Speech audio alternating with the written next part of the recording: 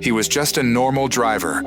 His days in NGHTS were spent on Texas highways. His normal life took a sharp turn when his brother was brutally murdered by the Russian gang. They left him half dead, not knowing this normal driver would be the whisper of their death, and even their children will never forget that particular day. You going home? Welcome back to Paramount Recaps. I don't have many subscribers, but your single comment is a ray of hope to motivate me. You doing? You're a ghost. You can't mess with no ghost.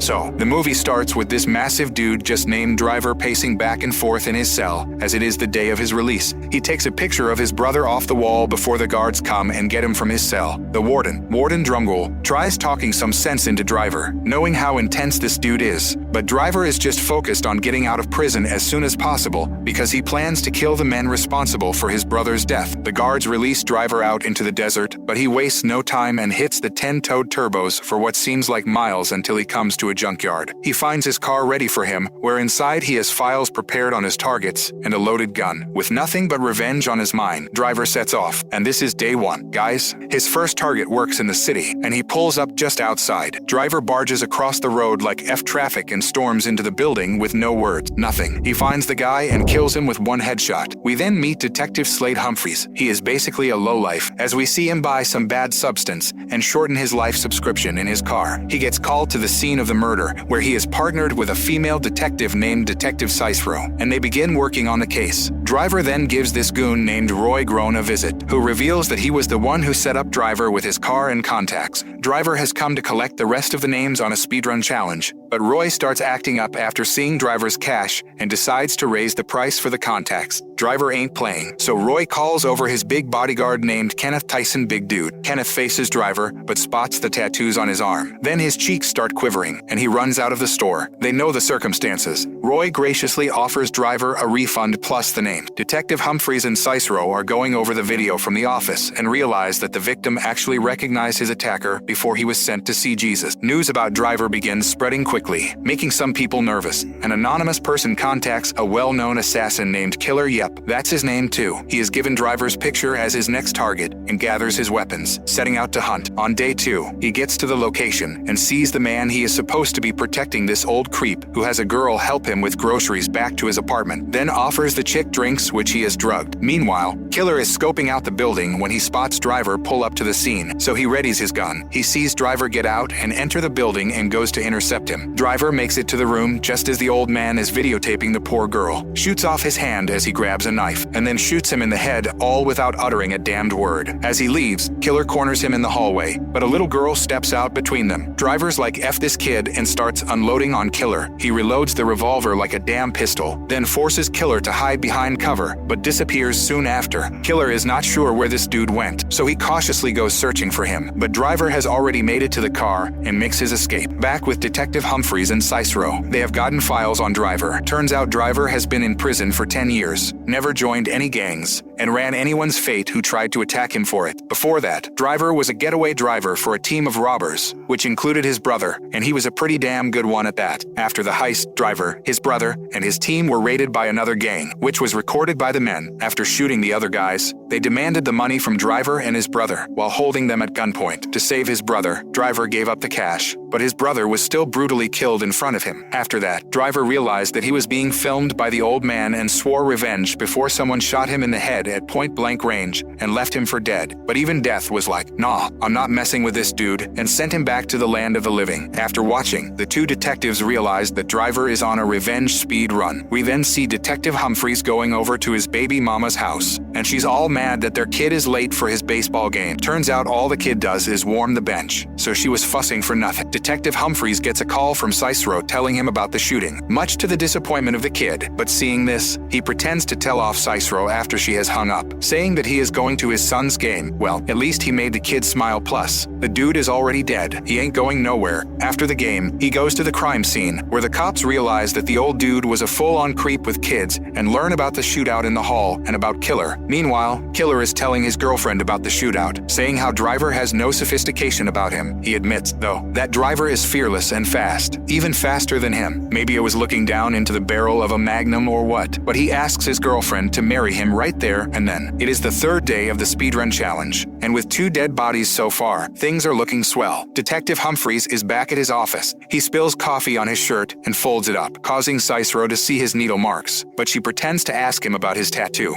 Driver gets to the location of another of his targets and sees the father leaving with his son. Turns out the lady is not his target, but a chick that he used to smash. She was pregnant with his kid, but sent his kid back to Jesus, hit her whole face, and got married. At least before he leaves, she tells him to make sure he kills them all. Meanwhile, Killer and his girl tie the knot and celebrate in their own style, shooting at glass bottles like it's a normal thing. Killer's ready to start a family ASAP. Seriously, Driver must have freaked this guy out. Detective Slade Humphreys, aka Cop, swings by his ex-wife's place, trying to win her back. She's busy trying to get her degree and improve her life, but after some begging, she gives in for the night. Meanwhile, Driver's cruising to Nevada, hunting his next target, a bouncer who also happens to be the guy who killed his brother. Driver leaves his gun behind and heads into the club. Spotting the guy heading to the bathroom, he snags an ice pick from the bartender and corners the dude in the bathroom. Turns out, the guy has been waiting for this moment. He tells the bathroom attendant to clear out and make sure no one comes in. The bouncer pulls a massive knife, and they brawl it out, but Driver's not messing around and stabs him up good. The guy, lying there, asks Driver to tell his son he's sorry and hands over a phone. Driver does make the call to a confused kid, but that confusion isn't gonna last long. Killer, who had just gotten married, decides to get back on the hunt for Driver. His new wife isn't happy, making him choose between her and his mission. Dude, she knew she married a gun-loving killer. That night, Cop is with his son when he hears something. He checks it out and finds his girl high as a kite on stuff she got from it. Feeling guilty, he throws out the stash and vows to turn his life around. It's day 4. Cop calls Cicero, and she drops the bomb that both of Driver's victims were police informants. Something's definitely connecting the dots. Driver's on his way to his next target when he hears on the news that his last victim survived. He's like, nope, and makes a U-turn back to finish the job. Meanwhile, Cop hears the news too and heads to the hospital, knowing Driver will show up. Killer gets wind of it as well, so you know things are about to get crazy. Driver strolls into the hospital, walks right into the surgery room, and gives the guy some open heart surgery with his Magnum before slipping away. Cop, who is supposed to be keeping watch, hears the shots and chases after Driver. They end up in the lower levels, exchanging gunfire. The lights are shot out, and Cop, old and barely able to see, steps out, looking straight down the barrel of Driver's gun. He thinks it's over, but Driver spots his badge and takes off, leaving Cop to deal with his pants situation. As Driver's making his escape, the bouncer's phone rings. It's the guy's son, who vows to find Driver and kill him. Driver tells the kid to do what he needs to do. On the freeway, Killer's hot on his trail in a Ferrari 360, while Driver punches it in his 1970 Chevelle. They go head-to-head, but Driver makes a mistake and goes for the tires instead of Killer. Killer doesn't hesitate and shoots Driver in the neck. Driver barely manages to escape and heads back to his old childhood home. He confronts his mom, asking about his stepfather, only to find out he's already dead. After patching himself up, Driver explains he wanted to kill his stepdad, thinking he'd set up the gang after not getting his cut. His mom doesn't believe his stepfather would have had his brother killed, so Driver takes his brother's ashes and leaves. Day 5, Driver's gunning for his final target, now a traveling evangelist. He arrives at a tent church where the guy is preaching. The preacher spots Driver in the crowd, and whatever Holy Spirit was in him takes off. He knows what's coming. After the sermon, the preacher's putting on his suit like he's gonna need it where he's headed. His wife and kid come in,